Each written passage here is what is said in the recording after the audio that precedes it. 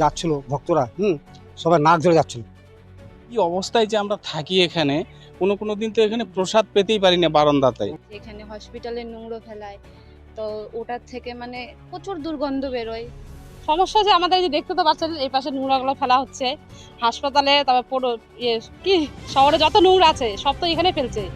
রায়গঞ্জ শহরের সমস্ত আবর্জনা ও বজ্র দীর্ঘদিন ধরে ফেলা হচ্ছে বন্দর শ্মশান সংলগ্ন পৌরসভার ডাম্পিং গ্রাউন্ডে, কিন্তু সেই ডাম্পিং গ্রাউন্ডকে ঘিরে এবার সামনে আসছে নতুন বিতর্ক। স্থানীয়দের অভিযোগ, বছরের পর বছর ধরে পরিকল্পনাহীনভাবে আবর্জনা ফেলার ফলে ডাম্পিং গ্রাউন্ডের সীমানা ছাড়িয়ে নোংরা ছড়িয়ে পড়েছে শ্মশান চত্বরের আশপাশ এবং সংলগ্ন বাঁধের রাস্তা জুড়ে। ফলে চরম দুর্ভোগে পড়েছেন সাধারণ মানুষ। একসময় পৌরসভার কর্মীরা ট্রাক্টরে করে শ্মশানের বিভিন্ন ওয়ার্ডের আবর্জনা নির্দিষ্ট ডাম্পিং গ্রাউন্ডে ফেলতেন, কিন্তু বিগত কয়েক বছরে আবর্জনার স্তূপ এতটাই বেড়েছে যে তা নির্ধারিত এলাকার বাইরে চলে এসেছে বলে অভিযোগ। স্থানীয়দের দাবি, দুর্গন্ধ, মশামাছির উপদ্রব এবং দূষণের কারণে ওই এলাকার বসবাস করা দুঃসহ হয়ে উঠেছে। স্থানীয়দের আরও অভিযোগ, ডাম্পিং গ্রাউন্ডের পাশ দিয়ে থাকা বাঁধের রাস্তা দিয়ে প্রতিদিন বহু মানুষের যাতায়াত হয়। সম্প্রতি কান্তনগরের ইসকন মন্দিরে রথযাত্রা ওই রাস্তা দিয়ে অতিক্রম করতে হয়েছে, কিন্তু রাস্তার ওপর ছড়িয়ে থাকা আবর্জনার মধ্যে দিয়ে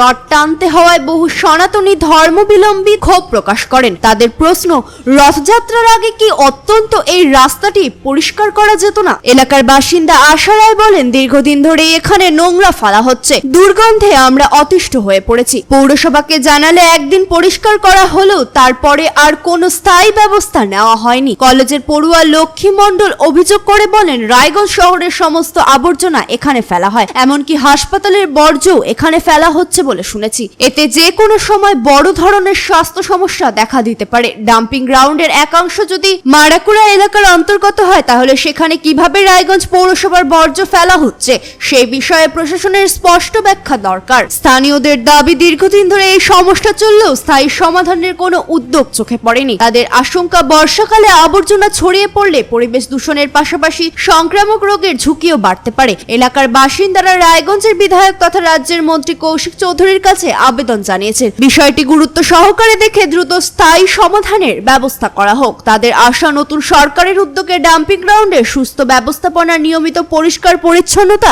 এবং পরিবেশ রক্ষার কার্যকর পদক্ষেপ গ্রহণ করা হবে। বাবা, ভক্তরা আসতে পারে না, দুর্গন্ধ একদম। এখানে আমরা মন্দিরে থাকতে পারি না, দুনিয়ার গন্ধ এখানে। আমরা আমাদের ঠাকুর থাকে এখানে, মনে করে সারাদিন লোক থাকে এখানে, নাক জ্বর থাকে এখানে, বাদ দিয়ে কেউ আসতে পারে না। একটা ভক্ত যে আসবে এই দিক দিয়ে, সে ভক্ত আসতে পারে না। এই রাস্তার নোংরার জন্য সব পৌরসভার সম্পূর্ণ নোংরা এখানে ফেলে দিয়েছে রাস্তার সাইড একদম। এই বিষয়ে কোথাও জানাইছিলেন? আমরা কি জানবো, সব কর্তৃপক্ষ জানবে। আপনার নাম? কি আশা রায়। সমস্যা? সমস্যা যে আমাদের এই যে দেখতে তো পাচ্ছেন এই পাশে নোংরাগুলো ফেলা হচ্ছে হাসপাতালে, তারপর পুরো কি শহরে যত নোংরা আছে সব তো এখানে ফেলছে। এই বাচ্চা কাচ্চা আছে, এদের অসুখ বিসুখ হলে তো আমরা তো হাসপাতালে নিয়ে ডাক্তার ঠিক মতো পাওয়া যায় না, ট্রিটমেন্ট হয় না। আমার তো সেরকম পয়সাও নেই যে বাইরে নিয়ে দেখাবো। তারপরে এর আগে প্রশাসনের বলা হলো, পৌরসভায় গিয়ে আসলো লোক, দেখে গেল, পরের দিন কাজ হলো, তারপর আবার যে সেই এই যে রাস্তাতে নোংরা ফেলতেছে, বৃষ্টি হলে যাওয়া যায় না, রাস্তায় জল হয়ে যায়। তারপরে যে নোংরাগুলো মাছি হয়, মাছিতে বাড়িতে খাবারে তো পড়ে যায় সবসময় মাছি, এটাই আর কি। তো বললো যে ঠিক করে দেবে, দেখতে তো পারছেন তখন কত নোংরা। আচ্ছা, নতুন সরকার আসছে, কি প্রত্যাশা করছেন আপনারা? নতুন সরকারকে এটাই চাবো যে আবর্জনাটা যেন এমন জায়গায় ফেলা হয় যেখানে লোক না বসবাস যেন না করে, যেখানটায় এমন জায়গায় নিয়ে ফেলো। এখানে বলুন, কি নাম, কি করেন? আমার নাম লক্ষ্মী মণ্ডল, আমি কলেজে পড়ি। বলছি, এই যে একটা নোংরার বাতাবরণ, হ্যাঁ, এখানে যে নোংরাটা ফেলায়, এই নোংরাটা যাতে এখানে না ফেলানো হয়, কারণ এখান থেকে প্রচুর দুর্গন্ধ বেরোয়। আমাদের বাড়ি এখানে, প্রায় অনেকজনের বাড়ি আছে এখানে, বাচ্চা কাচ্চা থাকে, অসুখ বিসুখের একটা আহ্বান থাকে যে এখানে হসপিটালে নোংরা ফেলায়, তো ওটার থেকে মানে প্রচুর দুর্গন্ধ বেরোয়। সেই দুর্গন্ধতে মানে আমাদের অনেকের অসুখ হয়, আবার ঠিকও হয়ে যায়। আর আমরা এলাকার থেকে শুনেছি যে এটা পঞ্চায়েত এলাকা, এটা তো পৌরসভা এলাকার না, মানে শুনেছি। তো এখন ঠিক কি না জানি না। এখন আমাদের বিধায়ককে বলা হচ্ছে যে এই নোংরাটা যাতে এখান থেকে পরিষ্কার করা হয় বা কোনো একটা ব্যবস্থা যাতে করা হয়। এখানে পাশে মন্দির আছে, মন্দিরটায় অনেক মানে ভক্তরা আসে, তাদের যাওয়া আসা খুব অসুবিধা হয়, এই দুর্গন্ধের জন্য কেউ আসতে পারে না। কয়েকদিন আগে একটা রথ টানা হয়েছিল এই নোংরার উপর দিয়ে। এই বিষয়টা কিভাবে দেখছেন? এই নোংরাটার উপর দিয়ে অনেকে গেছে, একটা মানে ঠাকুরের বিষয়, একটা ভক্তির বিষয়, সেই ঠাকুরটাকে যখন মানে যাওয়া হলো এদিক দিয়ে, সেই নোংরাটার উপর দিয়ে কী করে নিয়ে যাওয়া হলো, একটা নিজেদেরই একটা কেমন লাগে। এই দুর্গন্ধের জন্য অনেকজন আসেনি।